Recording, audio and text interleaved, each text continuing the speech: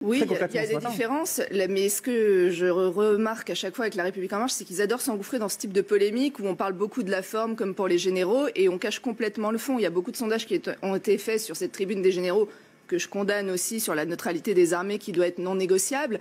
Mais après, qu'est-ce que ça montrait? Ça montrait une envie de sécurité. C'est les Français qui disaient qu'il y a un délitement complet de la société. Et ça, c'est beaucoup plus facile. Majoritairement par les Français, on le rappelle. Bien sûr, c'est beaucoup plus facile de s'engouffrer sur des mots effectivement qui sont malheureux, je le trouve, que de parler des vraies problématiques. Je ne pense pas. Je pense que ce que peut-être dit Éric Ciotti, ce que moi je comprends, c'est qu'en tout cas, on est conscient, nous, beaucoup plus, la droite républicaine, des problématiques des Français. Vous dites quand on est au pouvoir, on s'attaque le Rassemblement national aux problématiques. Pas du tout.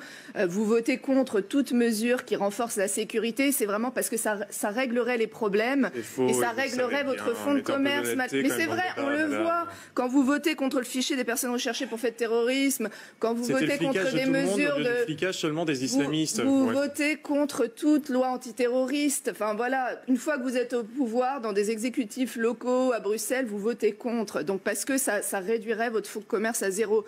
Donc ce que je veux dire, c'est que bien sûr qu'il y a des sujets sociaux. On est complètement en désaccord avec le Rassemblement national, la retraite à 60 ans qui mettrait le pays en faillite totale, mais qui plaît à un électorat. Donc on dit aux gens ce qu'ils veulent entendre.